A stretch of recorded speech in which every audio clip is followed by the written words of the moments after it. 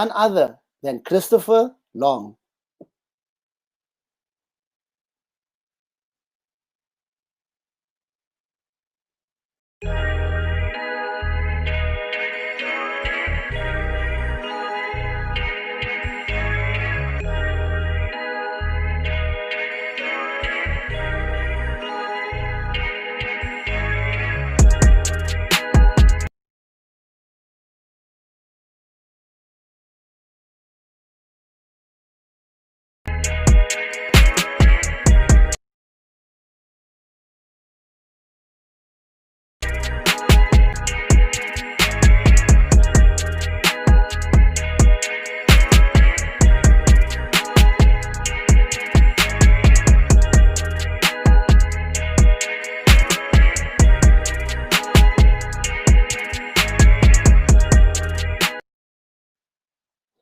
Hi, good evening, everybody. It's Abdul Said here, your host for tonight, my co-host Byron Height. Episode 12 of Motor Talk with Witzenberg, straight out of Gymkhana. And tonight we have an awesome lineup of fantastic guests. We're going to go drifting with none other than Christopher Long. We're going to ask him a few questions about his cars, about how he built his cars, how he started in motorsport, and get a little bit of an understanding on how drifting really works. Really, to me, it was just going sideways. And I think there's much, much more to drifting than going sideways. How are you, Byron? Good evening, my friend. I'm very well, thanks, Abdul. I hope everybody can hear me, or unfortunately, everybody I'm sure can hear me. But it's good to be on the show again. Yes, drifting. It's actually one of the few forms of motorsport. I'm going to personally be honest over here. I don't know as much about some people, like some people do. But I think it's going to be a good insight tonight. Absolutely. Christopher's got a fantastic story. I've known Christopher for a while. I didn't actually meet him through drifting. I met him via a motorsport supply company that he used to work for. And I always thought to myself, this young gentleman, when I say young, I'm probably like 20 odd years, he's senior. So he's a young gentleman. And I always thought to myself, this young gentleman has got such respectable ways, such a humble person. And when he told me one day he was busy building a drifting car, I just thought to myself, I know this is going to be a huge success. And I remember he told me he was busy building a BMW. I think it was an E63, if I'm not mistaken. So I see Chris on here. Good evening, Christopher. Welcome to our show tonight. How's it going, guys? Good. How are you? Good, man. Good. Yeah, it was the E36 that you were speaking about, so yeah, we decided to try that. Yeah, and I remember that was quite a project. I haven't seen the car yet, but it was quite a project. Yeah, it was quite an intense thing actually. Yeah, it was quite involved, but we came from main circuit not knowing what drifting was, so we built things differently than what if I look back now, it's a bit crazy. You think, why would we build it like that? But we didn't know. We came from main circuit, so. Yeah, that was quite interesting. Okay, so you have a very interesting journey. I mean, you're 30 years old, and you won Rookie of the Year in 1994. Which, according to my maths, you were 4 years old then. Yeah, that was when I did a little bit of karting when I was younger. It was nothing major then, but I mean, it was quite. Yeah, I mean, I was 4. I don't remember much. I remember some of it, but I don't remember much of it. But yeah, it was, you got to start somewhere. But it was when you did it for basically, I think it was almost a full season. And then we sort of switched over. I didn't really do any racing until I was, I think 13 or 14. So yeah, it's quite a bit of a gap if you compare to most other people. So yeah. So let's start in 1994. You won Rookie of the Year, 4 years old in karting, right? So that's actually interesting. And then take us through a couple of years, a couple of other achievements you've been through thereafter, like maybe, a couple 3 or 4 before we go on to the next step. So just kind of run us through that, because we don't really know, where you come from. No, it's all good. So my dad obviously was my biggest inspiration growing up. He was obviously Group N. He did a lot of Group N driving all around the country. So I've always been involved with racing cars pretty much my whole life. I grew up watching, pretty much all the top guys. I used to love Group N racing. That was on the production cars when they came with Grassroots with the E46s, like how Lamy and Peter Kaedi was sponsoring. That was that's the stuff I grew up with, watching on the sideline on the fence. That was me. So, but then we moved to Cape Town. I was about 13, and then I started about 14 years old, if I can remember correctly, with the mini class at Oval Track Racing. And back then we had Carl van Dijk, we had Steven Heidenreich, we had Nathan Braff, we had Jan van der Westhuizen, and we had like 20 odd minis, if I remember correctly, at the time, which is quite a lot. I think that was the peak of the mini era. And yeah, we did, I think, a season and a half of that, both tar and dirt. I think we finished 5th in the championship, if I'm not mistaken, a couple of wins along the way. But then from there, I think it was just on the verge. I was in the same year that I was turning 16, and then my dad decided, because he was doing main circuit already, and then we bought a car, and then we basically built it up to do clubmans, which is quite nice. I was 16 years old when I started clubmans racing, which is quite And which car was that? Started in a yellow Golf 1. The clubmans mainly went up, I think, up till Class C at the time. There's obviously different time slots and stuff.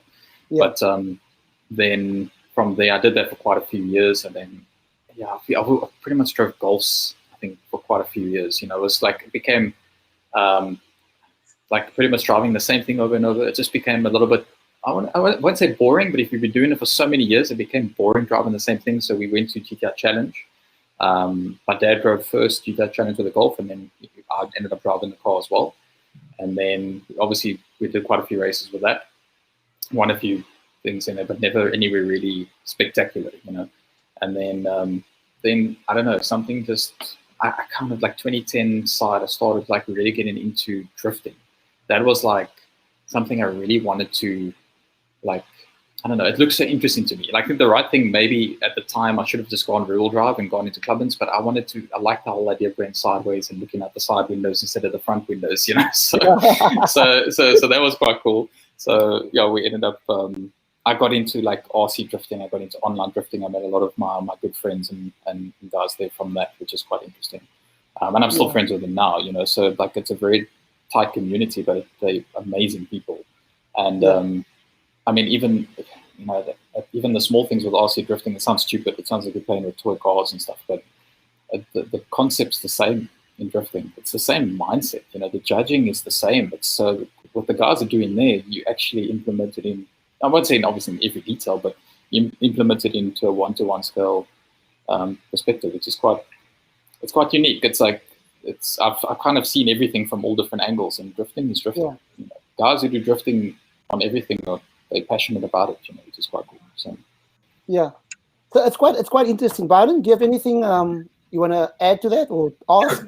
Just to add to that, actually, Christopher, I'm a bit of a broken record here, always talking about mindset of drivers. Now, coming from the main circuit, now when I started commentating, you were still racing clubmans. Back in 2009, and you said it was around about that time that you started moving on the idea of maybe wanting to try drifting. But now, coming from main circuit, or coming from circuit racing, where you try to eliminate as much oversteer or understeer as possible, now going over to drifting. Now, when you tried it for the first time, was it something that went through your head that this feels wrong, or was it something that you naturally progressed to? Well, drifting isn't how can I say, you can be a really good racing driver, and you'll be able to drift the car. Don't get me wrong. Like you should be able to. You'll get that concept. It's still tricky to do, like to perfect. I went from main circuit front wheel drive to drifting rear wheel drive with no prior experience to drifting whatsoever, except for basic stuff. But I mean, there was nothing fancy. So I went the first time I drifted. We built this E36. I had obviously some sponsors along the way as well. Philip Boyson, who's also been there for many, many years. A lot of guys, we basically put whatever we could together, and we built this E36. It took quite a while to build it, because we built it as like, main circuit mentality. So we built everything as if we were building a main circuit car, which is not the right thing for drifting. But I wasn't scared to basically drift, because obviously when you come from main circuit, you feel comfortable with speed, especially Killarney. You're not scared of like going fast. So I basically went into the first corner, pulled the handbrake, and I spun multiple times. I was really, really bad. I wasn't great at all, I'll be honest with you. But I never backed down. It never bothered me what people thought. I mean, the guys generally in drifting they're they don't beat you down if you spin and stuff like that. They try always help where they can. So it's a nice community of guys. Where if you had to do that in main circuit, maybe it would be a different story. But yeah, it was quite a weird transition, because like if you thinking, to get back to what you said, if you thinking in main circuit, you're trying to be as fast and smooth as possible. It's like you're going to turn 2, turn 3, trying to find that balance of grip and speed and wheel spin and stuff. This is the complete opposite. It's like the easiest way I can explain it to a racing driver is if you're going into turn 1 on Killarney, you're going before you brake, you pull the handbrake and you're going sideways. Like, it's like, what are you thinking? It's like, it's this, like, it doesn't feel right. But when you do it for so long, it actually feels natural. It feels like it's how it's supposed to be. So every time I look at a corner now, I'm thinking like, can I drift it? I'm not thinking about like braking markers and stuff, because you don't think like that in drifting. But it's still, the main circuit part of it does help a lot, because it makes you I feel it made me very precise. So a lot of drifters, especially when they start out, they can tend to get very wavery with the wheel or wishy-washy with the wheel and make a lot of corrections on steering. And you get obviously deducted in certain things if it's big, like especially in qualifying, if you do big deductions or big straightens. But if you can fine tune that and make it smooth, you'll actually do very well. So I think that's where main circuit really helped me. So I think it's about changing habits basically as well, because I guess when you're going into a corner, how you usually been going in and smooth and going, as you are now, to try and actually push it a little bit further so that you drift instead of actually having to want to naturally correct it every time. So something like that, basically. Yeah, and it doesn't feel right the first few times, but the more you do it, the better you are at car control. And again, like I said, it comes like second nature, but the hardest part is just predicting, like especially if you come in at speed, you pull the handbrake now, or even if you just do like a munge initiation and you flick it, it's like knowing where you're going to end up. Like, it's the hardest part, like judging, like when you're sideways, how long you're going to slide for. Are you going to slide off the track? Are you not going to slide off the track? So it's not like when you come in at like a big speed, it can become quite tricky. You've got to know what you're doing. It's not simple. That's why if you see us drop a wheel or doing this, we're trying to push those limits. That's the idea. So. And sorry, just Abdul, one more thing as well. And from a braking point of view, now I know it's always been debated over the years with racing itself, left foot braking, right foot braking. From a drifting point of view? So obviously it depends on the course and the track. So some tracks, you'll have a faster entry speed where you got to decel quite a lot. So you get like decel zones with like from a judging perspective. But when you sideways, generally speaking, your right foot's generally on the throttle all the time, or most of the time, because you're trying to keep the wheel spin. So what I like me, but you can't, if in a lead position when you do tandems, you can't do that like too much, because if you're going to slow your speed down dramatically, it's going to affect the guy behind you, and then you're going to be deducted. So that's why we put like the strips on the front windscreen. So sometimes you might see drifters, like competitive drifters, they got like these little LED strips on top of the windscreen. That's for the judges basically, so they can tell. It's fine, like if your speed is all right, but if they can physically see you decelling in a specific zone that they don't want you to, you will be deducted for that.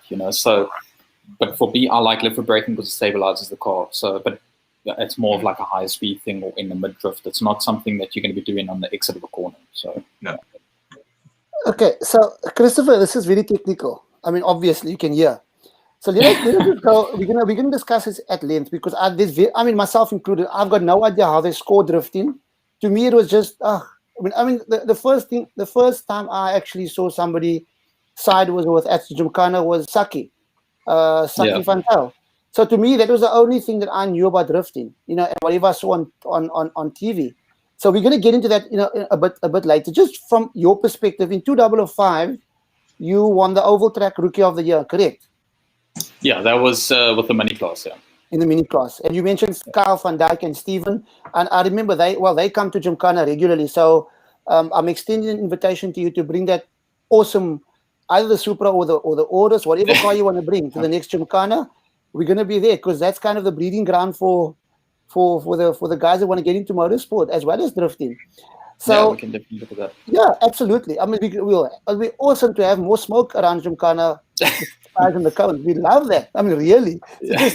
We just don't even worry with the stopwatches. We just watch you guys go around this side. Yeah. Yeah. So you know what? 2006, you won you were Rookie of the Year circuit racing. Am I correct? Yeah, that's when we went to Clemens. So again, I think you mentioned a lot earlier. You mentioned like Dirk Kruger and Wayne Wilson and all of them when they started. Even my dad was doing Clemens at the time. Niels Modak, Roshan Khan, all of them. That's like when I first started Clemens. I met all these guys. So Baby Jakes, all those guys. So I learned a lot there. Jano and I actually progressed at the same time. So Jano and I both went into main circuit. We both raced against each other. We had some crazy races in the rain, and it was like there's crazy things at the time, but it teaches you a lot at at those years. I mean, I didn't know too much about car control. I even rolled a car in the first year that I did main circuit. So, but yeah, it's like it's cool, and you progress with those guys as well. So, Jano and I pretty much progressed at the same time, which is quite nice to see. Brilliant. And then you progressed to GTI Challenge. Am I correct? Yeah. So I wanted to do Clemens is good because. Don't get me wrong, for either one, I'm probably going to upset a lot of people, but most of the Clemens drivers don't put up a massive fight for the position. So they'll put it certain drivers will put up a fight, when you try past them, but most of the time they'll leave the door open, especially at that time. But the GTR Challenge guys, they put up much more of a fight for positions. Absolutely. So, if you're trying to fight if you're trying to fight for first or second, even fourth, it doesn't make a difference. They're going to fight you for it. You've got to work hard for it. I still remember, as good as what that is, it can also break a person down because there was one part where I was doing it. I enjoyed it so much, but then I also hated it so much because we worked so hard in the car, and I did the best time. I mean, at the time, there was different weight laws and stuff. So I think I did it 29 dead for Class B at the time was like pretty quick. 28 8 was like sort of like, where the top cars were. So I did a 29 dead. I thought, okay, I reckon I'm probably, the times on that day, I was like probably first or second, maybe third. I qualified fifth on a 29 dead and top on a 28 8. I was 0.2 off, but I was fifth. I was like so like annoyed because it's like obviously that's what it's about, but it's like we've worked so hard all year and always had these issues and had good starts, and then it's always things happen in the race, and it was like we always never had the right luck, and it was very I don't know. I wasn't enjoying it as much as I would, and I wanted something at the time that I would enjoy more, I didn't know what it was then, but obviously then I found drifting. That is the best decision I ever made. Yeah, it does become a bit demotivating because, I mean, if I remember GTR Challenge, the guys are very aggressive. I mean, the chance of you writing off your car is like, you can do it very quickly, in any race because the guys are always jostling for position. And it does become, I mean, especially if you're funding it yourself, you don't really have the money to fix up the cars every time. And that becomes a bit of an issue. But anyhow, after the circuit, how many years were you on the circuit? I mean, before you kind of went over to drifting? Well, I mean, it was up until, 2011, I think it was. Then I did the last race, I think I did, if I remember correctly, and I did main circuit since I was 14. So, it was about 9 years, I would say, give or take, that I was doing some form of racing before I went to drifting. So, Okay, Byron, I'm going to run away to go and pray. I said, for your sins, Byron. And I was just teasing. For all the motorsport guys' sins, I'll be a couple of minutes. And Byron, you can carry on with what you need to do, and I'll come back and just join you guys. So over to you, Byron. Chat to you soon, Abdul. But so going back now to let's go to multimedia. Let's go to the growth of drifting over the last few years. I'm sure, of course, YouTube has played a huge role in that. What has basically been your key watching areas? I know a lot of big stuff comes from Japan. I know very much. Yeah, I basically started watching the stuff from Japan, really. That was the whole idea. I watched, actually, the first thing that got me into drifting was RC drifting. And I actually watched an RC drifting video on YouTube, and I thought, damn, this is cool. And that's what really sort of got me interested. Like, what is this? I want to know what these guys are doing. And then I realized, obviously, real drifting and all this stuff. And then I really got into it. Like, control car drifting, we're talking about first. Yeah. So it was that, and I did also online drifting. So like Xbox at the time, Xbox 360. I met a lot of guys through that. But that's just to get an idea what drifting was. It wasn't really. We had our competitions and stuff, but I mean, you can't. It's not like motorsport. It's a different thing. But it was just to get an idea what drifting was. And the things we did, okay, obviously then it's different now. Technology now on the RC side is completely different as well. It's like tenfold. It's literally you can do different suspension setups now, and you can actually almost in a certain way implement it in a drift car, in your real car, and it will do the similar thing. It's the same concept. So it's evolved a lot as well. But at the time, we didn't know what we were doing. We were just having fun with our friends, and that's the concept of drifting. Having fun with your friends and having fun, and that's really what I wanted to do. So yeah, that was a big decision for me to switch over, and my dad wasn't very keen on it at the time either. It's quite old school still with as far as racing is concerned, and drifting is still kind of a new thing to most people. Yeah, and he thought it's just wasting tires, and again, it comes down to it comes down to the I want some mentality of people. People don't understand. So, drifting isn't just burning tires. It's not about that. Okay, there's also two different types of drifting. You get fun drifting, where you go have fun with your friends and you just practice or do whatever you want. That is still, I enjoy that as well. Don't get me wrong, that is super fun. But when I started with it, I looked at everything, and fun, unfortunately, doesn't pay the bills for me, So I wanted to do, I've always been competitive, that's the racing background in me, but I wanted to do competitive drifting. So that's where we obviously started with, the Super Drift Series, regional series started at the time in Cape Town. And I really wanted to partake in that. There was a few events that went by, we were still building the car. And it's just, I don't know, drifting is something you can't, sometimes it's so difficult to explain, but it's just such a sense of excitement and enjoyment. I can do main circuit, I can do 4 different track days for argument's sake. Eventually it's going to become doing the same thing. It's become a bit boring. Yeah, it's just you're doing the same thing all along. I can do 4 days of drifting in the same sort of time frame, and every single time I do it will be different. It will never feel the same. It never feels like you just keep doing the same thing over. It always feels fun, which is something it's difficult to explain to people unless they actually experience it for themselves. So. From actually talking about never being the same, from a surface point of view, from a tarmac point of view, do you find there's no real consistency between various drifting courses, more also various different kinds of tarmac that makes it different? In certain ways, yes. When we drifted Kimberley, for example, it's a very abrasive surface, the track that they got there for the drifters. But I can also say, Killarney, when we ran the national event, when we ran on the oval, the more the guys run on it, the course evolves with time as well. So certain parts will get grippier than others. And it's sort of I think people's mindset is they think the drifters must have as little grip as possible. We're actually looking for the most grip as possible. Most grip. We're trying to find grip everywhere we can, because if you can find grip, you'll go faster in a competition perspective. Then you'll go faster. You get your main circuit days as well. Racing drivers like lots of grip. Want to find grip. It's all about exactly.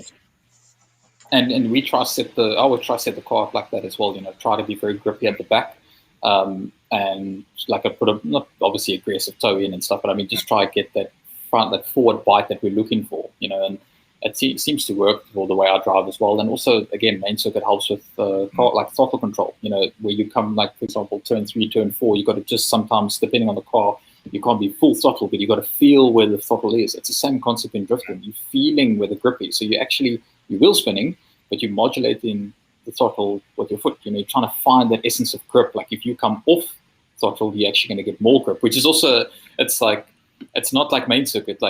You wouldn't be doing that in main circuit all the time. No. You'll be trying to keep your foot flat most of the time. Let off slightly to get grip and you back on again. Where this, you're letting off to feel the grip and then you're back on throttle. So it's a complete opposite. It's not the same. But it can help. Put it that way. Getting your head around that, coming from racing, where you're trying to eliminate as much oversteer and understeer as possible. Of course, you're always on the front end and the back end of the car. Coming from that, now coming to different kind of setups for drifting. How do those differ so much? Oh, it's day and night. The biggest thing is that you're not looking at the front window; you're looking at the sides. So that's the first thing that you really got to take into account. It's even if we do a day and night type event, your lights doesn't mean anything, because the lights face forward, but you're driving sideways. So how does that actually help you see where you're going? It becomes tricky. So you really, there's so many differences, but I don't know. I think that's what makes drifting so unique. I don't know. It just feels so good. And also, I guess as well, you talked about night and lights and everything as well. And a lot of times, it's about memory, I guess, as well. Yes, the course from the daytime. Yes, it's nighttime, but you kind of trust your instincts a bit more. Yeah, I mean, I've had lots of situations, even besides day and night. Like if you're chasing someone that throws big smoke, you still got to know where the course is. I mean, if you knock a cone or you go off track, I mean, it's a big deduction in points-wise. But it does come down to feel. So the more you practice runs you do on the track or that course layout that they want you to sort of run, the better it is when you chase someone. That's the whole concept. Drifting is still drifting, but drifting is also about tandems. That's really what it's about. Like if you look in a competition base, a lead run and a chase run and stuff like that. So. And our man is back. Abdul, welcome back. Yeah, thanks, Byron. Did you guys discuss anything to do with the car? From setups, yes. I was actually keeping a lot of the good stuff for when you came back, though, because I think the cars are going to be now the thing we're going to have to ask about. There's so many. And I think let's kick it off first. Tell us more about the Aurus and what type of engine it has, what's all behind that car. Because, we are Toyota fans here, myself and Abdul. Can we, hang on, can we start with the Supra? Okay, let's start with the Supra. Start with the Supra. I can actually I'll run you guys through all of it if you want to start from the beginning, and then you can understand the mindsets and the reasoning behind everything, because everything has got a story. So just before we go there, I just want to get this comment here by Johan Brink. Do you feel you need to trust the other guy when doing tandem drifting? 100%. So, like in a lead position, obviously you get a lead in a chase. In a lead position, you've got to have some sort of sense of trust for the guy behind you, because he might run into you. But, generally your leads runs are sort of fine. I'll try to put down the best lead run that I can. And then the chase runs you really have to have a lot of commitment. So if you lead first, it's knowing what the guy did behind you is very crucial for the following run. So like if he spun behind you, or if he was like 10 car lengths back, or whatever it might be, it's very important to know this going into the second run. And obviously doing competition, we only figured this out very later on, where we would try to fine tune things where it does help quite a lot. So I mean, if you're behind a guy and he just suddenly decides that he's slowing his speed down, or he's left foot braking too much, or comes off the throttle, you need to be prepared. So it takes a lot of commitment. Like when we run like very close tandems, I trust the guy in front of me a lot to do that. Because if he makes a mistake, I could wreck the car. It's that critical. So yeah. Brilliant. Another comment I want to get into before we go into the car details. Christopher, what's the cheapest way to go drifting? E30. Okay. E30 BMW, or anything really, E30, E36, anything cheap. Drifting doesn't have to be expensive. Drifting, I think, there's a big sort of misunderstanding with drifting. Drifting can be very expensive. It can cost a lot of money if you want to be at that level. You don't have to be, but it can be. But literally, if you want to just get into drifting, having fun drifting, get something basic, get something cheap, get something like an E30, E36 with a 3-8 or anything like that, lock the diff, weld the diff, do whatever you need to do.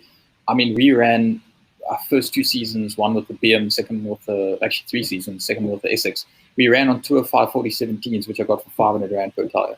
Oh my God. And we were competitive with that, like to give examples. So it doesn't have to be expensive. You can run on 15s. If you can make it work, make it work. There's guys that run on 13s, they really want to get, critical, but it doesn't have to be expensive. But if you want to be competitive and do competitive drifting, then it's going to cost quite a bit of money, because then you got to look at better tires, you got to look at other rims, you got to look at different setup of the car. It can become very expensive. So our biggest expense is tires. So yeah. Tires, yeah. So, Ashfaq, just to answer your questions very simply, if you want to have loads of fun, get an E36, as Christopher said. If you want to have loads of fun, E36 with a 2JZ Toyota motor. I mean, I'm emphasizing this now. Toyota motor. Stick in the E36, twin turbo, and you are going to have so much fun. You're never going to go back to any other motorsport, not even single seaters. Trust me, Ashfaq. So, okay, Chris, it's my friend Ashfaq. He's going to rip me off tomorrow about this again. But let's get into I love the car stuff. Tell me the stories about the cars. This is interesting, drifting cars. Tell me where you started. Tell me about the cars. The setups, the engines, the kilowatt, all those type of things. Yeah. So we started with the E36. So that was obviously, again, we didn't know what we were basically building, I could say. We know we were drifting, but we didn't know what we were doing. So, do we do this? Do we make adjustable arms? Do we not do adjustable arms here? Do we do it there? So we didn't really know what was the right way because we didn't have any prior knowledge on drifting. So my dad and I built E36. We had a 1J non-VVTi turbo. We put a single turbo on T70, but we did everything as cost effective as we could. Obviously, we did that sort of first, I would say, season and a half. I think we did with that car. We progressed it quite a lot, but we did a national round as well. But I could see the limitations in that car. So the chassis is not bad. The E36 is a good chassis. Please don't get me wrong, but I could see the limitations on what we had to do to go to the next level. So either I would have to strip that car down to a bare shell, fully seam molded, do all that stuff to progress. But at the time, I didn't really want to do that and sort of start destroying the car in that way. After you build it, and you've got to strip everything off again and rebuild it again. I didn't see that as a viable option. So, at the time, I rather took the running drivetrain out of that. I sold it off as a rolling chassis, and then I bought a 200 S6 or 180 S6 or S13, as other people may know it, from PE. My wife and I still drove to PE to go pick the car up. And we ended up building that. And Daniel Blazer and myself, actually, we built that car in basically a month. We had this whole idea where we were going to make a team. So we were actually teammates, still by Smokem and CVP. So we built this S6 in a month, and I put the same drivetrain in from the BM. So it had the same. We ran a 21-odd gearbox. We ran 17-inch tires, 205 4017 road tires. We had the same motor spec. It was about, I think we ran just under 350 kilowatts on 1.5 bar boost. I think we ran max on that. One JZ. A 1JZ. The motor was originally sponsored by the Mozambique guys, which is actually quite nice. So that's where you meet all the guys from all around the country, even that's not, it's a different continent or country, but anyway. But a lot of guys sort of helped where they could. And we built the S6 to be semi-decent. We ran BC coilovers, we ran basic stuff, but we made it reliable, let's put it that way. So we ran 2 seasons solidly on that car with pretty much no major issues. I think we ran bearings twice where we had to rebuild the motor, where MySpace came on board as well for that, which is quite an awesome thing for them. Yeah. And that's where we sort of started the partnership with them. I had a lot of different sponsors along the way. I was trying to figure out at the time, I want to do the nationals. My goal still now is to do an overseas event. So, at the time I was trying to think what are the steps I need to do to get there? So if I want to compete overseas, what do I need to do? So that's obviously why I progressed to different vehicles to get there. So we obviously built the S13. We did regional series where we finished in the first regional series we did. I think we finished in 5th, and the second regional we ended up winning the championship in the S13. Then we decided, okay, we're going to do a national series. So we changed our plans a little bit, try to get obviously sponsors on board, and that's where I really started trying to do a lot of marketing and social media and stuff. Trying to push that way, and it actually helped quite a lot. And then we did some national rounds, and with the S13 we did 5 out of the 6 rounds, and we ended up getting the 3rd place, and we ended up finishing, if I'm not mistaken, I think it was 6th or 5th in the championship for my first national series here. But we literally, my dad and I borrowed things like crazy. We borrowed a tow vehicle. We drove to all the events. We drove to Polokwane. That's very far. We literally did everything on a budget that was we did. If I look back at it now, what we did in, I think that was 2017, if I'm not mistaken, that was crazy. The amount of this and the long distance traveling that we did is crazy. So this is when you were at GNA still, am I correct? So I was at GNA for since 2010 till 2019. So I was at the whole time I was by GNA at that time. I kind of met you there. Yeah, I kind of met you there. Yeah. And that's where it struck that you're one of the most humblest people. Because when I was busy building my Gymkhana car, you gave me so much advice. I didn't have to go and figure out. I just said, Chris, I need to put brakes in this car. I don't run you know what I'm saying? And you said, okay, Abdul, I think the front you need that, and the back you need that. And you know what? It saves you a lot of time and a lot of money, really. Otherwise, you must figure it out. And I kind of had some knowledge because of the circuit racing, but it's just nice to know that you're assured by someone that knows what talking about. And just coming to that SX again. So that one JZ motor, twin turbo, Toyota motor. Guys, take note of that. Yeah, so it originally had a 1JZ in it, and then we ran bearings. So I don't know. I mean, the biggest problem with the JZ motor is you can run bearings not easily, but we were running a mix of ethanol and F-gas. So we didn't, we had to end up technically changing after every single round. We ended up changing oil, but we decided, okay, this round we're going to leave it to practice first and then change it on the quali day or on the actual day itself. And we didn't end up changing it for that event, and we ran bearings.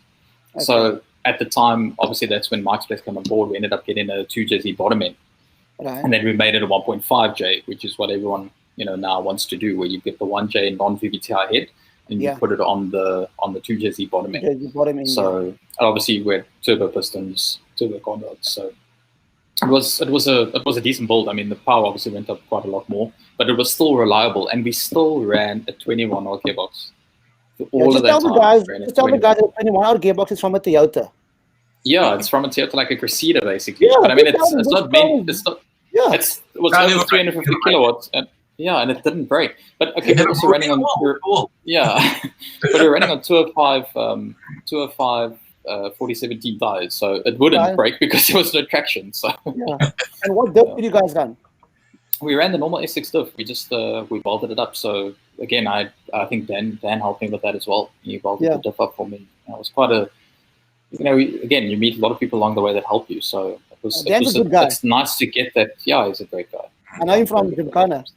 We have some good experiences together, some good laughs. You must come and join us next time. Please do come and join us. Definitely. Listen, I think Biden's going to ask you something here about a couple of comments here. A few comments have come in. So from Dave Hawkins, of course, very well-known car builder and racer for many years at Killarney.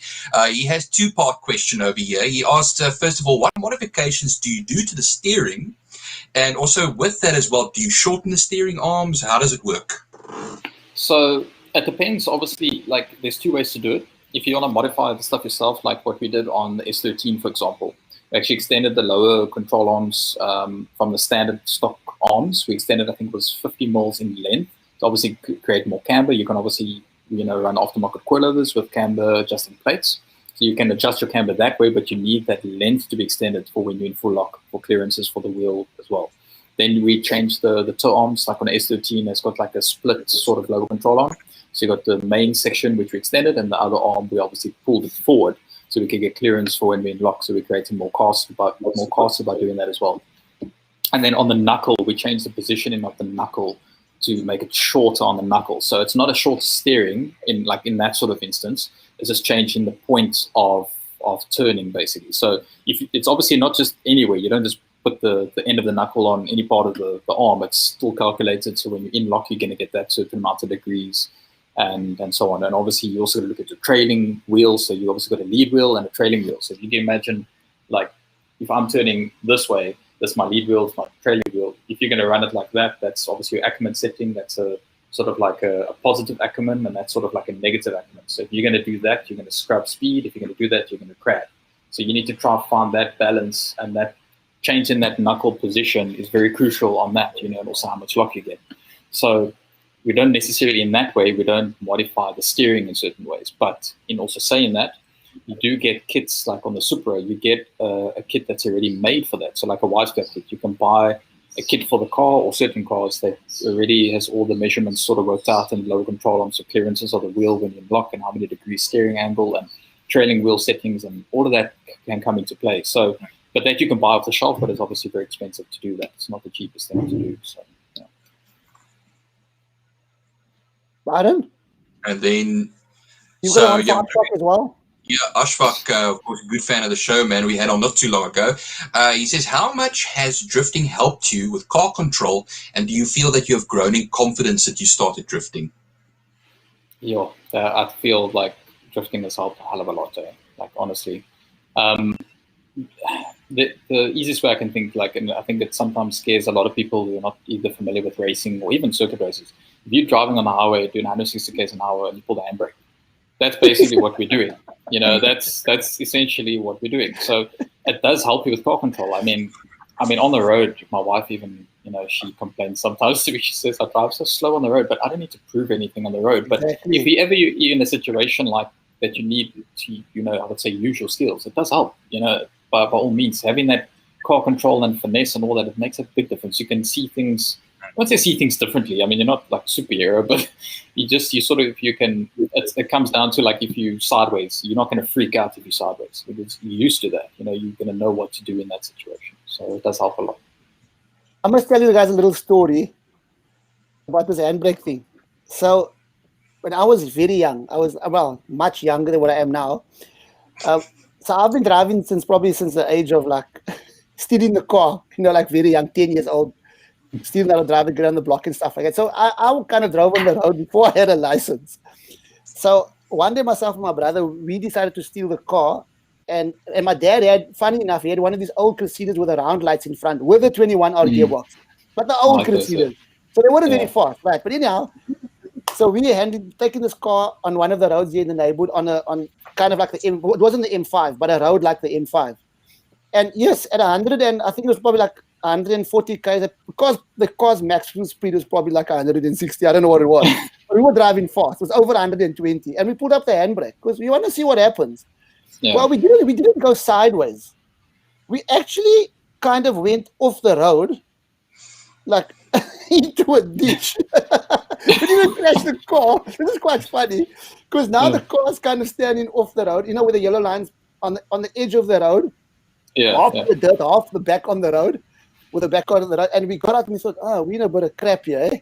So we thought, so eventually we pushed the car back onto we drove the car home. And nobody knew about this 120, 150 km per hour handbrake turn. It was actually quite hilarious. Yeah. So if there was drifting in that days, I would have understood that when you pulled up the handbrake, you could have controlled the car. But no one told me about this stuff. Yeah, but also it takes time to do that stuff, as well, to learn all of that. It's not something that happens overnight. So, but I mean, absolutely. It's still the same concept. It does make a big difference. So, yeah, but definitely. Doubt, because I guess when you're on the road, and even if your car on a wet road, if your car's going into a skid and you have a rear-wheel drive, and you're used to drifting, it's not going to freak you out. You're going to correct, or you're going to just keep it. So I remember when I was a huge difference. Yeah, when I was doing main circuit, I went sideways in the wet with a Golf. I mean, the back suspension was rock hard and semis and stuff, so there's no traction, and you would freak out. Like, what happens now? I mean, you're trying to overcorrect it, but it's still like at the time it was like, oh, I can't go sideways. Now it's like. Yeah. If I look back and now, it's like I want to actually throw it into the corner to go sideways. So I can't go straight. Exactly. Yeah. But I don't know from Gymkhana is exactly the same thing. I mean, the handbrake's like your friend. You want to pull the damn handbrake up. You want to get the car. You want to do it as smooth as possible, but you want to know the mechanics and the dynamics of the car. And it obviously makes a huge difference when you're out on the road there. Okay, so coming back into we were halfway with the car story. So the E36, the SX with the 1JZ went to the 2JZ with the 21R Toyota gearbox, guys. I must emphasize this Toyota engine. You just take notes here. After the 2JZ with the SX, what happened after that? So we wanted to take on the 2019 season a little bit differently. So I was trying to, again, like through my whole sort of like drifting career, if you want to call it that, I've always trying to see what's the better way forward. What's the way that I can progress as a driver? Is it me? Is it the equipment? You're always trying to figure out, like what's the next best thing or what's the way forward. So we were going to strip the S13 down and pretty much go crazy with it, cut as much weight out as we can, try to go to a different level. But during that season, before the end of the year, I was actually Jason Webb just bought the Mustang for nationals for drifting. Right. So we pitted next to each other, and he still he asked if he can link gazebos and all that. So we pitted directly next to each other. The kid still came through with his dad. Nothing like against what the kid said, but he still said to his dad, "Hey, Dad, look, another S13." And at the time, there was probably about 10 to 12 S13s there. Right. And I didn't want to. I don't know, something just sort of clicked in me. I didn't want to just blend in with the crowd. I want to also be like a Jason Webb and stand up with his Mustang. I want to also do something different. So that's where this whole idea came about building something different. I mean, Gunther at GNA had these Aura shells, and I thought, okay, that's not a bad idea. It's different, but it's a lot of work. But the nice thing about those is they've got a full chromatic roll cage, fully seam welded.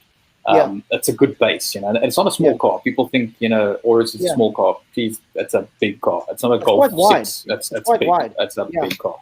But before the Orders, there was a Supra, right? Where did the Supra fit Yeah. in? So basically, along this whole process, we obviously had to build a car. So I ended up selling the S13 to build the Urus, Right. with the intention to run it last year for the 2019 season. Yeah. But obviously, the build process took a bit longer, and we ended up getting Mike's Place as our main primary sponsor during this whole time. And they obviously helped with a lot of the work and everything on the Urus side. So development-wise, all that they gave a hell of a lot. So they had the Supra there, which wasn't being driven and used or anything like that.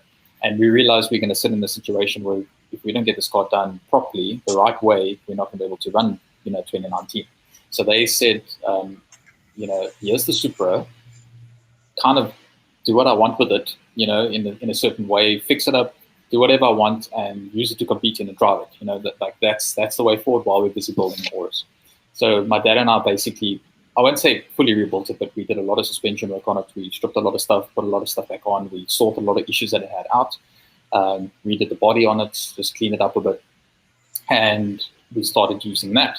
And we did nationals with that. We did Drift City with that, where for the first time I drove that car, we did Drift City, and I finished fifth. The previous year in the SX, I came third. So, we're there and thereabouts, which is good, but it's got all the right components. It's got a three-way adjustable BZ coilovers. It's got wide-span front and rear, so it's fully adjustable, set up for drifting specifically. It's got all the right components, 2JZ, 350Z gearbox, 350Z diff, because it's at CD009 gearbox. So it's all the right stuff that is reliable. It's got the right components. It just needs a little bit of development work. So we ended up doing nationals last year with that. And throughout the whole year last year, when we used that car, we qualified in the top 2 out of all the rounds that we did. It's not just like there's 5 guys. There's quite a lot of competitors that took part. We came third once. We won 2 rounds. Lowest finishing position I finished was 5th. But we started off round 1 like in 5th place, and then round 2 we had issues. We qualified first, but we had issues with the side shaft. We finished 5th again, and then near the end of the year we started catching back up. And going into the last round in Mozambique, so we actually drove from Cape Town to Mozambique for the last damn round. That was far. That's very far. That took 25 hours to drive. My dad and I drove from Cape Town. And obviously the car's in the trailer, obviously. We towed it up. Yeah, we drove all the way. That was terrible, but it was an experience on its own. But we had a shot. We came into the last round with 40 points behind, and we had to qualify first and win the event to have a chance. Not that we were going to win, to have a chance to win the championship. That's how close it was. And we qualified first, and Zanil Satar, which is he's a fantastic guy. He's from Mozambique. I ended up becoming very good friends with him during last year as well. He qualified 5th. So that meant that if he qualified, so if he finished 3rd or higher, he would win the championship. And we still had to win. So he finished the event in 4th, and we ended up battling through every single round. I didn't put a lot of pressure on myself during that time, thinking I was going to win it or not. I just kind of, went in with the hope that whatever happens, happens. If it's meant to be, it's meant to be. If it's not, then, we tried. It's we put everything in our heart and soul into that season, my dad and I, and my wife as well, but it was a crazy, crazy year. And every single battle we did, when I reached the top 4 and he got knocked out and he finished 5th, which meant we still had to win. Because if I finished 2nd, he would win it by 1 point, and if I won, I would win it by 3 points. So until the last battle, even in the last battle, you spoke about being blind in the drift and stuff. I was in my chase run, I couldn't see the guy in front of me. I was worried I was off the track. I didn't know if I won the battle or not, and when they announced that I won the round and I won the championship, that was the best feeling ever. To win it in that way was the best experience ever. Yeah, I wouldn't like to win it by 100 points. Winning it by a few points any day, but to win it by a big gap would never be. So, how does the scoring work? So, for competitive drifting, you get a lead run and you get a chase run. So you judged on, depending on some sort of judging circumstances, but most times you get judged out of 10. So it'll be you'll start off on a 5-5. So 5 points to me, 5 points to you, for argument's sake. That's if it's an even run, but you get 1 lead run and 1 chase run. So the lead run the lead driver has to put down the best qualifying run as possible. So the way you qualify, there's a certain section of a corner, track, no matter what it might be, there's a certain sort of like line, angle, and sort of speed, you could say as well, and style on each and every single track or venue, whatever you go to. So if they tell you that you need to get like a rear outer zone here, so you need to fill the box or fill a zone. So like if you can imagine turn 2, I'll give you a good example. If you're doing turn 2, but you do it the wrong way around, we initiate sort of where the start and finish second is on the Killarney Oval. That's where we sideways already. Going into turn 2, they would maybe say you'll have to run a high line. So you need to be close to the edge of the track without dropping a wheel. If you drop a wheel, it's a deduction. They might put a cone on the front. It means that either you'll have to get close to the cone, it might be a front clipping point, or they'll mean you can't go like lower than this line. So in other words, they want you to run a high line all the way through that corner. Then you got to switch in straight. This is all sideways. This is all sideways. This is all sideways. This is all sideways. Yeah. If you straighten, that's a big deduction. Sometimes it's even a 0. You get scored out of 100 for qualifying. So you now got to maybe flick back. There's maybe in the flick, there's maybe a front nose clip or a rear zone, depending what they want. And you've got to flick again to go into the small corner. The same thing. It could be a zone, clipping point, whatever it might be. And then they'll say that line here or those cones there is the end of the run. So you've got to keep drifting this whole time. If you straighten, it's a deduction. Or that you need, like in nationals, you need at least 45 points to qualify. If you don't get more than 45 points, so they judge you on like the line that you did. Was that the line that the judges asked you to do? Did you get the clipping points? If you don't, they deduct. If you your style would be like, did he have like big smoke? Was he like aggressive on the flicks? Like when you come into the corner, did you like flick it aggressively or were you like slow in the flick? You know, things like that they judge you on that run. And then they give you a score out of 100. But what they normally do, they start with 100 and then start deducting. So they'll say, you know, they did this wrong or that wrong and that wrong, and then they'll give you a score. So that's sort of like the judging perspective. Then they do like a table of confusion, which is like, if it's a top 16, they'll say first verse 16, second verse 15, and so on and so on. And that works out a bracket. So then that means that the top place qualifier will go against the bottom place qualifier for the guys who qualified. And then obviously the more knockouts you get, then you get to a final. You also have a semi-final and a final, and the third and fourth place battle as well. So every person gets an opportunity to win. So this is very, very, very technical. I mean, the judges must have their hands full. Yeah, it's very, and the thing is, it is a judge sport. It's not something that works on lap times. It's not about being the fastest. Obviously, you're trying to find speed and grip. That's your idea. Because you can have an advantage on speed and grip. You'll be better than the next guy, you know. But obviously, that's not about that. The whole idea is about tandems. You know, when you're in a drift, that's where the other thing comes from. So when you're in a drift, you got a lead and chase run. The lead drivers, he needs to put down the best qualifying run as possible. So he needs to do everything that he did in qualifying, but in tandems. The chase guy needs to mimic what the lead guy's doing and use him as a flipping point. So you basically, you got to trust the guy in front of you, but you need to basically get as close as possible to the guy without hitting him. You can touch him as long as it doesn't affect him. But if you hit him out off the way, you know, you're at fault. You can't knock the lead guy. You can't overtake him unless he's completely offline, you know. So the whole idea is to tandem. You're supposed to be close to him.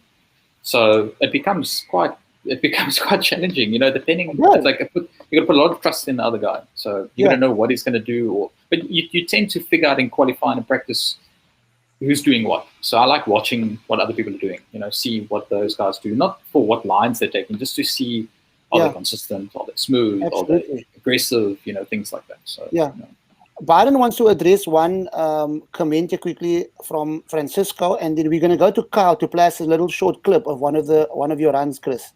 Yeah, actually, I just want to ask one thing as well, Christopher, because the fact that you're saying it's of course not time-based, it's more judge-based.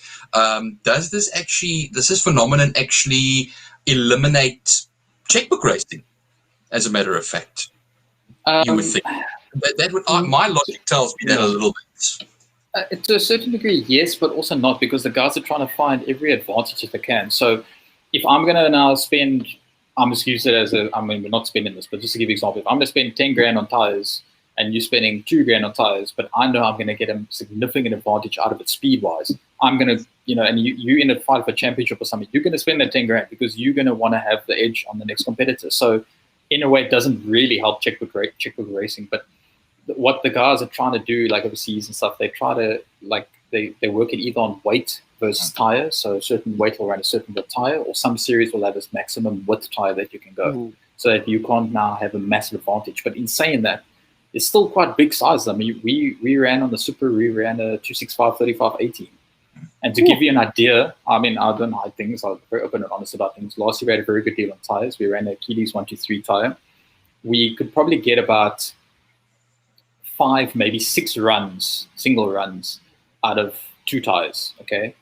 The fronts, you don't really change the whole day, sometimes not even after 2 or 3 events. It's obviously rears.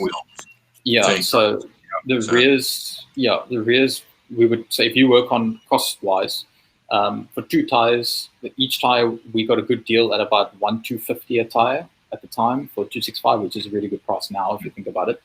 But you're spending $2.5 grand for 6 runs, and each run is probably about 30 seconds a run. So if you work it out to minutes for tires, it's ridiculous. So, Yeah. And, so that's why, if you want to be competitive, that's what it costs. But if you don't want to be competitive, it can cost a lot cheaper than that. So, yeah. And then just before we go to the video, Abdul, just one question or one comment I just want to address here from Francesco Stemmet. How does your journey with the various cars differ from each other, W to S6 and to the Aurus? So I guess look, to me, it's always been sort of a massive progression. Every time we've driven something or we built something, it's always been better than the last. So it's always been a positive progression, really, if I had to look at it that way. But it's just, I don't want to build a car for building a car, don't get me wrong. It's not like I feel, I don't want to change my mind now and build something else. I've always done it like I thought long about it. Is this the right decision to do? Is it really going to benefit me? And if it does benefit me, then I look at like, what is the way we can make it work? And then that's why I've built that. So it's not, I just want to build it for building it. I built it to give me some sort of maybe advantage, or it's a progression or whatever it is, but it's for the right reason. It's not because I feel like I want to drive this now and I want to build another car. I wish it was like that, but unfortunately we're still on budgets, so yeah. Yeah, definitely. Okay, Kyle, can we get a clip up about the orders or whatever cars you have? Then I want to chat to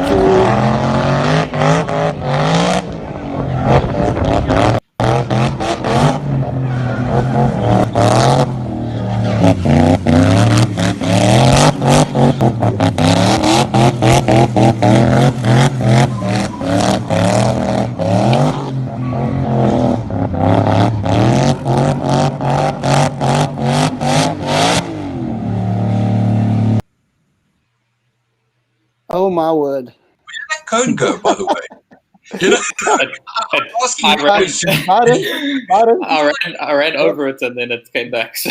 That's a 10-second penalty in the Gymkhana. I just tell him that, please. Goodness, that over there, you rode over it a few times, so I think we'll add them together. We'll put a times table over there.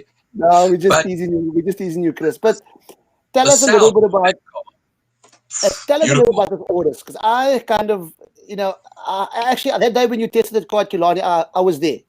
Just tell us a little bit about this car. Is absolutely just another car. Yeah, just tell me about this car. So the Supra, I'll start with this part first. The Supra is very good on the tight stuff. So like going around cones, flicking back, you wouldn't think so with such a big car. I mean, the Supra is a big car and a heavy car, but it's really good with the tight stuff. Like it's got a lot of grip for that. But the Aurus is really good in a big sweeping corner. So like turn 2, it's easy. Like it feels like I don't know. It feels effortless. Like literally, I can just drive it. I don't know. It feels so easy. It sounds weird, but it's like effortless. Actually, it does look effortless. I must be honest with you. It's really interesting, yeah. But the whole idea, obviously, with that was to be different and so on and so on. But we still wanted to be competitive. So we had obviously Mike's Place come on board, and they decided that why don't we put a V8 Coyote 5-liter Ford Mustang with a Whipple supercharger on in Aurus. We were originally going to go with a Ford Butter. That was the plan all along. That was really the idea. But if we looked at the amount of cylinders over the front wheels, because obviously the Aurus is not a big car, but you can fit a 6-cylinder in there. But you can't cut the firewall, part of the rules. So you can cut the floor to create a tunnel, but you can't cut it to put an engine past the firewall. So if we looked at the amount of cylinders that go over the leading front wheels, the V8 made more sense because you're sitting with 2 and 2, like a bank-wise. So it would make more sense. So we thought, okay, well, it's not a bad idea. So we got the motor in, but obviously it took time to get the motor and all that. And we're also running the 6-speed Ford Mustang gearbox. Then we decided we're going to go for winter's quick change diff. So the biggest thing I always had an issue with, this is again comes to a progression perspective. I always had to change my driving style, like in the SX, to suit the track. So if a track is like our gear ratio is maybe set to this, for argument's sake, the fourth gear, what the 21 was, I'm limited to driving that way, on that track, because I could be high revs, low revs. It could be, it's not maybe what I want, but I have to work around what the car is going to do on the track versus what I actually want the car to do. Now, with running a winter's quick change diff, I can literally take the back cover off. It takes 5 minutes. I can change the 2 gears around as is, or I can put another 2 gears in, and I can change the ratio by doing that. And put the cover back on. It's like a sprint car style oval track setup, if it makes sense. Got 2 sort of gears, the 2 different sort of teeth counts and ratios. So that made a big difference on this car, because I can literally now, if I feel like the gear ratio is too long, I mean, it's still a 6-speed box, but if I feel it's too long, too short, I can change it. So we decided that's the right way to go for that.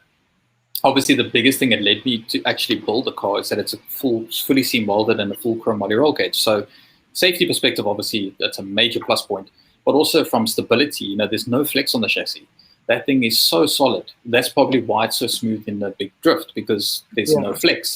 It feels super smooth and it's predictable. Like if I think like how the BM was, it felt like it had so much flex in the chassis itself. I can actually feel it. Like now, if I think back at it, I actually had a lot of flex in it, and the SX was better, but the Urus is the best so far. So there's always a progression as to why we did that. And obviously running 18-inch. The interesting thing is that the Urus, the wheelbase is short compared to the Supra and the SX and the BMW. It's not, Like, that's, again, it's a big misconception. Like, Urus is a big car. Like, it's really a big car. It's not a Yaris. You're not going to believe it. The SX that we ran, obviously we modified the low control arms and knuckles and all that stuff. But the SX center wheel to center wheel, front to back, is the same center to center distance as the Urus. So the Urus is the same as the S13. It's just that there's no, it doesn't look like it, but there's no overhang. So there's no, like, if you think the wheels are like sitting here, but the bumper's only this is like a short bumper, where the SX had like a massive front and a massive back. So there is a big difference in that, and you can feel that, and that's actually also a benefit in a certain degree, because if you're chasing someone, you can switch on the person. You don't have to like back off a little bit and then go on them. You can be on them from the word go. So it's got its plus points as well. So I just want to address something, Chris. Here's Ernest Page. Yes, absolutely, I agree with you. He said Chris is the real deal, incredible drift skills. Absolutely, Ernest. And remember, Ernest, you also invited to come to the next Gymkhana. So it's going to be you, it's going to be Chris. It's going to be a whole lot of celebrity guys coming to Gymkhana to come and have a ball over time. That's going to be so lekker. And you see, our fame hangs in the balance then. You see, that we're famous without the guys there, and they come and then our fame hangs in the balance. So, then we're just the guys that hang around there. Ashfaq has a question. He says, Ashfaq asked about the tires. How many tires do you go through on a race weekend? Obviously, it depends like what the event is. So if we had to do a national, which means you got a whole Friday to practice, like literally 8 to 9 hours, and then you got the whole competition on the Saturday after that. So if you had to work on like a full-on competition base, we'd probably run between 18 to 24 tires. Sure. At 1,250 apiece per tire that lasts 6 runs. Yeah, so it's you're going through a lot of tires. So it's gonna be good to advertise a sponsor. It make a lot of sense to advertise a sponsor. And we used to work on like budgets of like it's crazy amounts. Like luckily, I had a lot of sponsors. It wasn't just one sponsor. I had a lot of sponsors that came on board to assist to get everywhere. But Mike's Place was obviously a big sponsor part of that. Yeah. But it would cost us like between 30 to 40K per event last year to go to each and every round. That's not cheap. That's big bucks, everything. Yeah.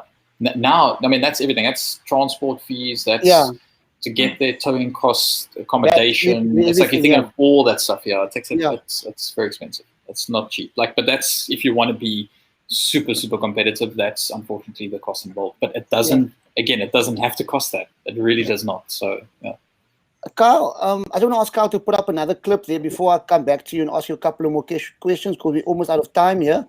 Kyle, do you have another clip of up there?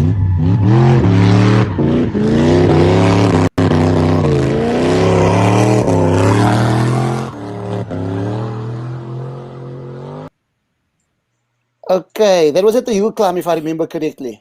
That was a few weeks back, yeah. It's awesome. And that's a new venue for the hill climb, am I correct? I don't know if it's a new venue, but that was the Lachlan, the one that Yeah, they did. So well, it was that's the really first- cool. I Yeah, enjoyed that's the it. first It was one, really actually. I think it was Corsi organized it, am I correct? Swanepoel. Yeah.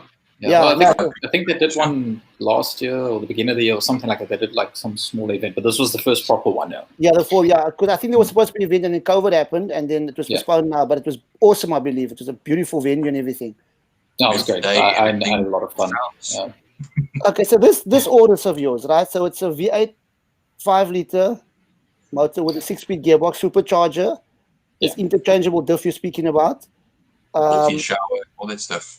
Yeah, it's got a proper it's got a proper management system as well. It's got a fuel tech management FD550 system on it, which is quite nice, like a full-on data login. So like the biggest thing was knowing what the car was doing during drifting, because we never knew that with any other car. Now we can actually go back and see properly what's happening. Yes. What did it do on this run, and you can record every single lap, and it's really, really advanced. It's so nice to have something like that. Yeah. And suspension-wise? Running BC coilovers, actually S13 coilovers. But now the key thing about this car is everything is it's not bought off the shelf, if it makes sense. So like we use S13 coilovers, but the front knuckles are all custom. We've got Honda brakes on front with Aurus calipers. We've got custom knuckles, custom logo control arms. The rear is a IS250 subframe because it had to be Toyota spec according to the rules. So we use the IS250 rear subframe with the Winters quick change stuff that sits in there. But obviously all custom arms. It's got Combi T5 Caravel shafts, which I can buy basically at any Goldwagen. That was the whole idea, to get something that's available. It's obviously got Sparko seats. It's got like the nice cosmetic stuff on the inside. It's carbon dash, all the basic stuff. But it's still got the obviously it's the older spec Aurus, so it's the 08 spec Aurus. But I wanted the facelift. I wanted a newer looking Aurus, so we went for the 2017 Toyota Aurus front, which is quite so. That's brilliant. And you know what's interesting is you guys built the car yourselves. Yeah, my dad and I built it over the course of about 7 months, and we worked it out in hours. It's about 700 hours, which is a hell of a lot of hours, because it's not like I can buy something off the shelf. It's all custom. Correct. So Waiting. everything you want to do, you got to make it or get it made or something. Yeah. But I can tell you something, that car, I look at the car, it's absolutely beautiful. Yeah. Absolutely. And that's what I wanted. It stands out. It's beautiful. It's not another S13. You know? Yeah, it's just, how there's no other word. It's stunningly beautiful. But the car was black when I saw the car first. Is the car yellow now or something? No, it's black. It's just got a livery on it, so it's black with red on it. Yeah. Oh, okay, okay. Because it's absolutely stunning. Carl, I think you have one more clip there for us. Can you get a clip up quickly? And I want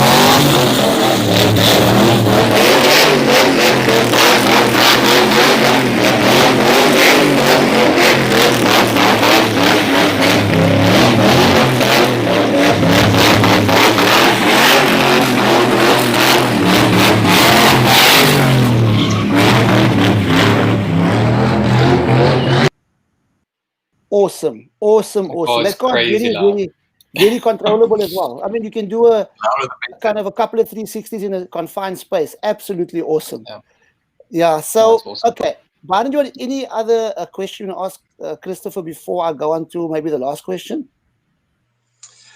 So I think where do we all go from here? We were speaking about it earlier on, Chris. For you, where is next in your journey on the drifting ladder? You've been to other countries, but I have a feeling you want to go further afield as well. Yeah, we've been to Mozambique, really, is a real other country. But I still wanted my goal, whether it's this year, next year, 2022, whenever it is, I still want to do at least one event overseas. So whether it be the UK, I don't know if Japan is the right thing to do because it's very expensive, but just I would like to compete in an event. Whether rent a car there would make more sense, most likely, or take something from the side. But that is my goal to do.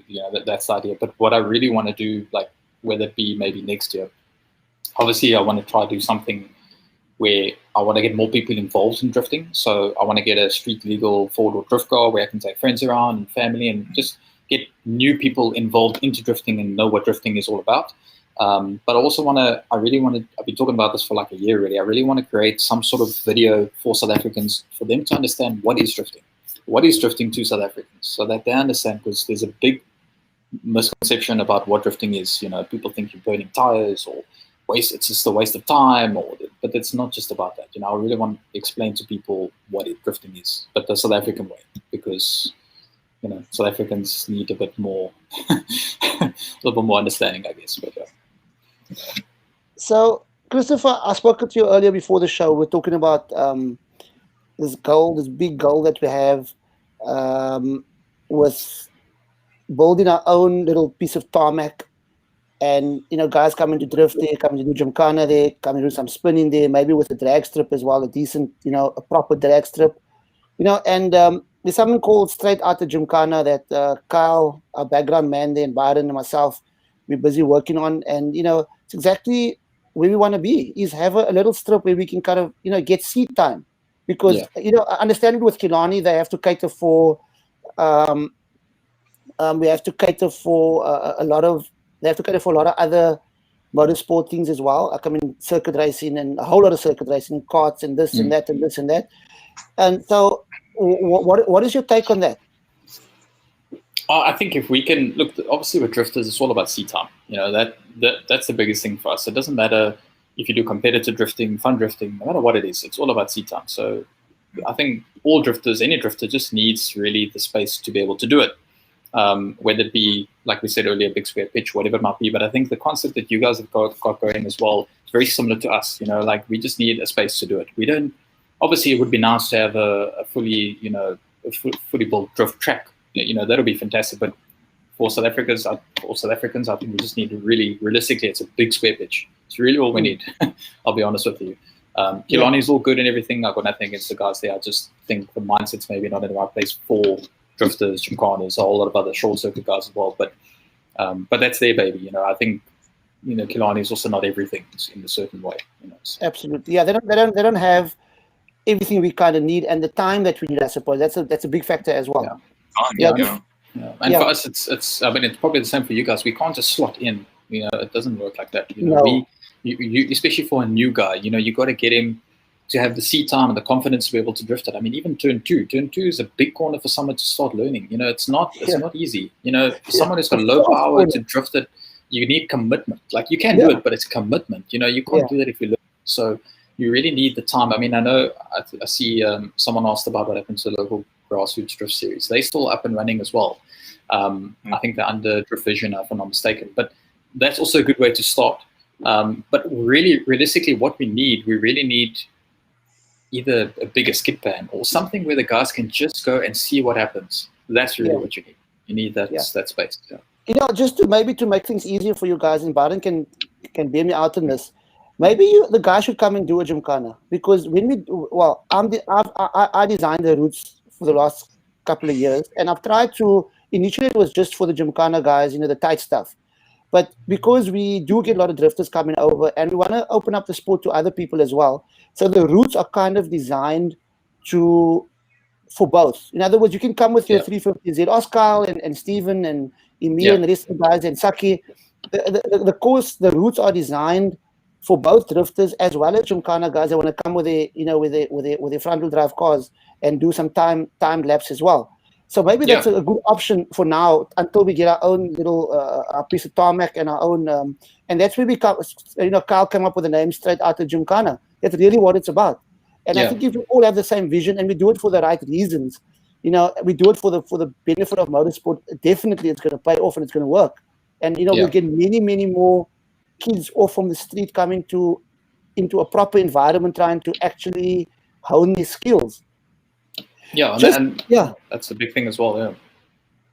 Yeah. So just one last question. Motorsport and politics. As long as I've been racing circuit, and it's it's synonymous. When you talk about motorsport, you talk about politics. What politics to what motorsport? Well, fortunately in Gymkhana, we don't allow it. You come with politics, you go and join the ruling parties and sort out your politics there. Yeah. But in drifting as well, I believe there's politics. Why and how do you sort it out? And is it necessary? It's not good for the sport. It's not good. It's not good. The problem is it's I wouldn't say it is a problem, but it's also like the drifters are very difficult. You need to understand. It's like if you're going to tell them they need to slot in with someone, they're not going to want to do it again because we need seat time. Seat time is the biggest thing, but you need to give them the space to be able to do it. Killarney's not going to do that for argument's sake, so that also creates a lot of politics because now a lot of people try to do their own thing, their own series, their own sort of way, which is all fine. Don't get me wrong. Like I feel perfectly fine for them doing that. That's 100%. But then you also got like the grassroots guys who don't maybe approve of that, and they're more like drifting is more about like on the streets and stuff, which I get what they're saying as well because they're doing it in closed sections and all that. But we'll, in that way, we all need to think as one. We can't have like you thinking of that, you thinking of this. I get that they think that's the right way, and other people think competitive drifting is the right way. I'm sort of on the edge because I like both. I can't say I like just competitive drifting and I don't like the normal grassroots style. I actually like both. So to me, it's more about, for me, drifting is drifting. Like, I just feel we should all just do it as one. Why have politics about stupid things, man? Like, why you can't run my event because you're running part of that event, and it's just it's stupid, man. Like the way the economy is going now. I mean, we don't know if we're going to be able to be racing in 10 years' time or drifting or anything in 10 years because, you don't know what's going to happen. Exactly. And it's the same thing that goes to like WPMC. Again, I understand the concept that they're doing and all that, but I just think they need to get some sort of young mind on the committee that they can see it from a younger perspective because I think most of the guys, they're more attracted to the older generation. So most of the competitive drivers or competitors are of like 30 plus. There's no one in their 20s or the youngsters. The guys who are there, they are there, but there's not fresh blood coming in all the time. It's very little. Like if I remember when I started, there was lots of us that came from like oval track, and there was like a hell of a lot of guys. Now it's like it's little bits and pieces. So what's going to happen in the next 10 years? That's why I feel they need to get a fresh blood or fresh 25-year-old, whatever it's going to be, on the committee of WPMC to say, listen, this is the direction that you guys should be focusing, marketing, social media, whatever it's got to happen to promote them. Maybe that way everyone can come together. But that's that's just my take on it, really. So Byron, your last thoughts? Yeah, I think going on what Chris is saying, everybody's got to get their time in the, everybody's got to have a place in the sun. And at the end of the day, we talk about a sport that's been fragmented a lot.